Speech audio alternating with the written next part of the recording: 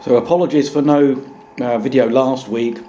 I went down with a cough, which unfortunately my mother now has and is struggling a bit with.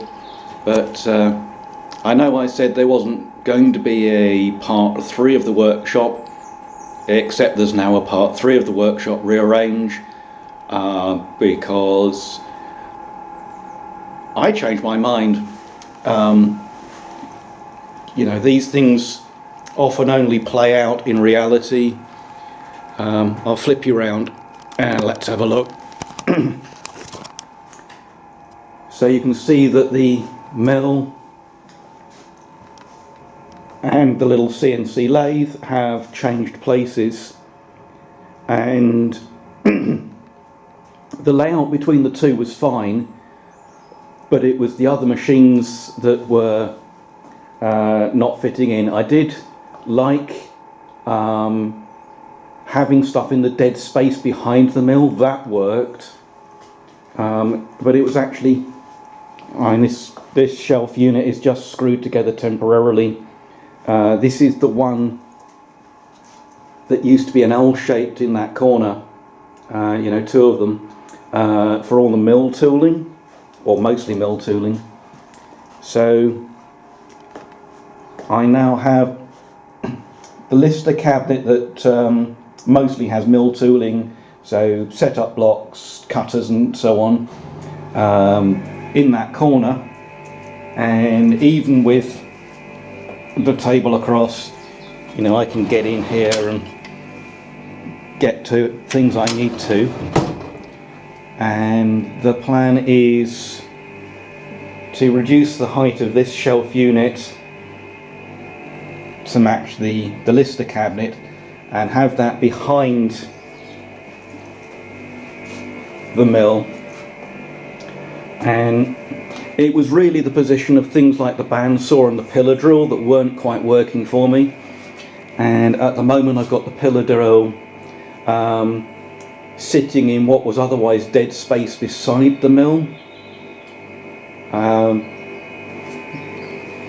I still haven't quite worked out exactly where I want the bandsaw. You know, I have to actually move the machines round and walk around them and simulate working at them to decide where things go. One of the other reasons for moving the lathe is I need to take the top metalwork off. There's a really annoying design feature on this. This was the original electronics cabinet.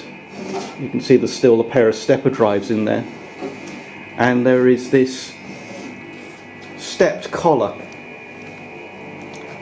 and this is the one from the equivalent milling machine, and I'm sure it's an identical part, and this is just held in on the mill by a set screw. However, on the lathe this appears to be a press fit, and although there are people online who say there's a set screw, if there is a set screw I cannot get to it. There is, the only access is up through that hole, and this, and I've tried, you know, prying on this. I think what's going to happen is the whole thing's going to have to go outside so I can get an angle grinder or possibly even the plasma cutter in and get the top of that flange off, so I can get this cabinet removed, because you can't get the stepper drives out, or, you know, this wouldn't have been serviceable. There is no obvious way of, you know, this would normally have been, it's got tapped holes and it would have been held up and have a certain amount of swivel on it. Just bizarre. Not sure what's going on with that, but yeah, that top metalwork needs to go outside so I can get a little bit more brutal on it and get it apart. So I'm going to do a little bit more rearranging being a bit more careful today than I was yesterday. I just tweaked my back slightly, moving the lister cabinet around. What the other one that was of that pair is now on the end of the big row, and I was just sliding them without actually removing all the drawers, and that was all fine. I was taking a break and just doing a bit of sweeping up, and my back twinged quite badly. So this is where we've ended up. I moved the easy turn across, although I quite liked the idea of having a gap at the back that I could also walk through. That really wasn't going to work, but with the lathe moved over, there's actually a decent amount of space for the bandsaw, probably more than it used to have. So the pillar drill is currently here in the space alongside the mill. Doesn't interfere with the table. The grinder is homeless at the moment. It'll probably go back into this area. And I got my shelves all bolted together and screwed to the wall. I cut down the front uprights to match the height of the lister cabinet. At some stage I'll cut a piece of ply or blockboard to protect that. The rear ones, rather than cutting them down, I moved them up because of the beam that the walls are supported on that sticks out. That meant that I could get those shelves flush with the wall rather than having to stand out like the lister cabinet. And the blockboard was already cut to the shelf size, so that avoids me having a gap. And those are just screwed through into the wall in a few places. It's effectively how they were before, but the other way round. The rear legs were standing on the beam, and the front legs had wooden extender blocks that were fixed to the legs with wood screws.